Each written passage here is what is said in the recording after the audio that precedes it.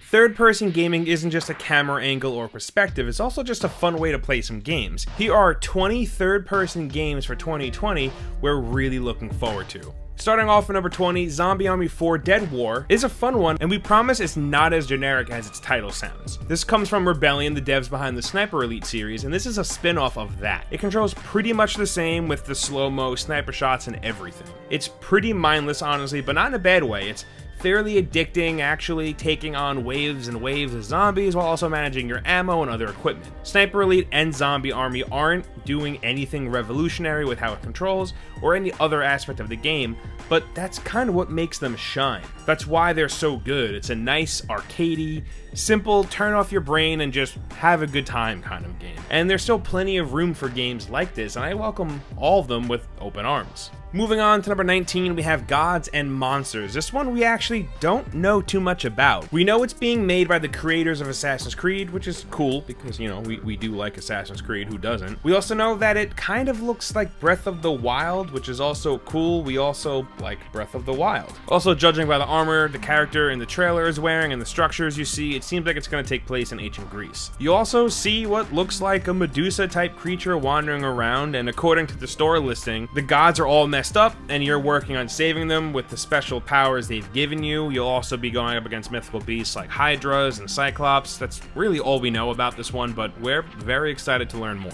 Moving on to number 18, we have Twin Mirror, the next game from Life is Strange devs Don't Nod. This is a third-person adventure game where you play as an investigative journalist who just returned to his hometown of Basewood, West Virginia for the funeral of his best friend. As you can expect, you're pretty shaken up about that, and you wake up in your hotel room one night with a bloody t-shirt and no memory of what you were up to the night before. It's one of those games where all of your decisions have an effect on the game's ending and story. It actually looks pretty interesting, and Don't Nod has a good track record with games like this, and this one seems a bit darker than the last few games from them, and personally I love when stuff gets dark. At number 17, this next one is something we're actually really excited about. Senuas Saga Hellblade II, the sequel to one of our favorite games of 2017, Hellblade: Senua's Sacrifice. We actually know close to nothing about Hellblade 2. We know that it was announced with a super badass trailer at the Game Awards, and we know that Senua is in it, and we also know that this is a next-gen game. That's really it. We just have that one trailer to go off of so far. For those of you that don't know what Hellblade is all about, you play as Senua, and she's on a quest to rescue her lover's soul from Hela. Senua struggles with mental illness, which she actually thinks is a curse, and it's a very dark game with some amazing visuals and equally amazing audio design. This is one of those games that is way better played with headphones. If you haven't played Hellblade yet, I really think you should, because it's a super memorable experience. At number 16, have you ever been playing a game and thought, man, this game would be way cooler if I was a shark? Well, have I got news for you. Maneater is a third-person action RPG where, you guessed it, you play as a shark, whose only goal is to wreak havoc and get revenge on a fisherman named Scaly Pete who killed your mother and messed you up in the process. The majority of the gameplay, at least from what we've seen and played so far, seems to just fall into the category of dumb fun as you're swimming around just causing mayhem, jumping out of the water and snatching people off of boats and beaches and eating them up or throwing them at other enemies, while also hunting other aquatic life to obtain nutrients for bonuses, as well as getting rare mutagens and unlocking new abilities and letting you take on bigger, deadlier creatures. Yeah, it's probably exactly what you expected, and honestly, that seems like a pretty good thing to me, because sharks rule. At number 15, Marvel's Avengers is an interesting one. This is being developed by Crystal Dynamics and Eidos Montreal, and it's an interesting take on the superhero genre. Instead of being more of a traditional single-player experience like PS4's Spider-Man, it's instead going for a more Destiny games-as-a-service type approach. It's still a single-player game with a campaign and all of that, but there are missions that you'll be rerunning with friends. There's a color-coded loot system with different pieces of gear having different stats, and of course it wouldn't be a superhero game without some cool unlockable costumes. The story does seem pretty cool. It starts on A-Day, where the Avengers are unveiling their new San Francisco headquarters and new helicarrier. Of course, in typical comic book fashion, bad guys show up and ruin it, destroying most of the city and also killing Captain America in the process. Following these events, the Avengers break up. 5 years later, Kamala Khan discovers some shocking conspiracy and sets out to get the Avengers back together to save the day. So yeah, obviously Kamala, or Miss Marvel, is the main character here, which I personally think is awesome. Between the comics, MCU movies, other games, we've gotten a lot of stuff with the big five, and there's more to the Avengers lineup than just them. It's time to make room for some of Marvel's other characters. There is a big, diverse list of characters that are also deserving of some of that spotlight. Moving on to number 14, after the success of 2018's Dragon Ball FighterZ, it was only a matter of time before there was a resurgence in Dragon Ball video games, and while the majority of them since came out on mobile platforms, we finally got a full third-person console action RPG with Dragon Ball Z Kakarot. As is the case with so many of the games before it, it's more or less a retelling of the Dragon Ball Z story in video game form. If you've ever played the old Game Boy Advance Legacy of Goku games, which were pretty awesome by the way, this is basically that, but with prettier graphics and more horsepower under the hood from the modern consoles. While it may not have a full open world, the game does feature several pretty sizable hub areas where you'll be flying around, collecting orbs, and messing up all sorts of dudes while you make your way through the main story and a ton of side quests. It's a fun diversion if you want to just hang out with Goku and relive that classic Dragon Ball Z story again, or maybe even for the first time, who knows. Moving on to number 13, we have Final Fantasy VII Remake. Okay, so this one has been a long time coming, like a long time coming. Teased for the better part of a decade, and only officially announced at E3 2015, people have been begging for this one for literal console generations, and it's finally here, it's finally happening. In case you somehow didn't know, the game is a full, ground-up retelling of the original Final Fantasy VII that came out in 1997. You'll play as Cloud Strife and his crew of mercenaries and other misfits in an effort to fight the Shinra Corporation and stop them from draining the planet's life energy. All of that stuff is the same, but where the game differs is the way it plays. The combat system has been completely overhauled, moving it from that traditional turn-based battle system to something way more action-y, similar to what we've seen in games like Kingdom Hearts 3 and Final Fantasy 15. The active time battle system is modified, with the meter still gradually filling, but filling way faster by attacking, and once full can be used to activate special abilities, magic, items, stuff like that. Another cool improvement is in this new system. You can also switch between party members for direct control and utilize each character's individual strengths and skills in a given combat scenario. It's a really interesting change to see. Next up at number 12, we have No More Heroes 3. After 10 years and a weird spin-off game, we're actually getting a real mainline sequel to No More Heroes, which is frankly kind of wild, to be honest. Taking place 9 years after No More Heroes 2, the world is under siege by an alien threat led by a humanoid alien named FU. Or Fu, I don't really know, but either way, I love it. Who was raised on Earth and sent off to space 20 years earlier by a human named Damon. Now back on Earth, FU, or Fu, intends to conquer Earth with the help of Damon and 8 other aliens, and decide to utilize superheroism as their means of world domination, establishing the new galactic superhero rankings. So seeing this, former top assassin Travis Touchdown goes back to Santa Destroy from his self-imposed exile, ready to take on the legion of superpowered aliens and climb their rankings once again, and, saving the world in the process. Yeah, that's all we know, but it's apparently slated for a 2020 release date, so we're bound to see it in a Nintendo Direct sooner or later. In the meantime, we're just shocked that they're making a numbered No More Heroes game, which is still pretty awesome.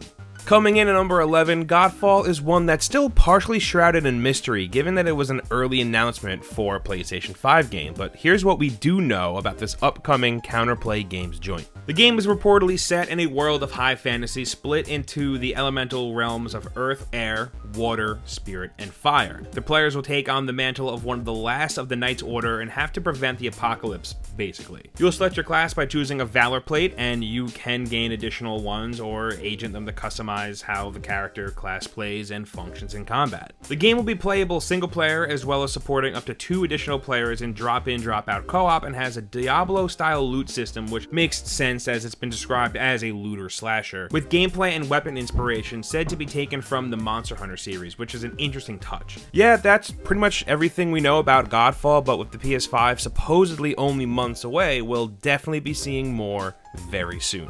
Moving on to number 10, we have Nioh 2, which actually takes place before the events of the first game. With this one, you're getting more Nioh, so Souls-like gameplay and some challenging gameplay at that. I hear this one is a lot more difficult than the first game. They also changed things up a bit, so this time you're actually creating your own character instead of playing as a preset one, and there's a heavier focus on looting this time around, to the point of it seeming almost overwhelming, and there are a ton of different weapons, each one controlling differently than the last. Honestly, I don't need much convincing on this one. I was a huge fan of the first game, and everything about this one just seems like more Nioh, and if that's what this is, then sign me up. At number 9, Outriders is a third-person cover shooter with RPG elements developed by People Can Fly, the studio behind other fast-paced shooters like Painkiller and Bulletstorm. In Outriders, during the colonization efforts of an alien planet, the expedition team encounters a massive energy storm, which ends up granting both the planet's inhabitants and the colonial expedition teams superpowers. From there, you'll create your custom character and choose your character class, which can range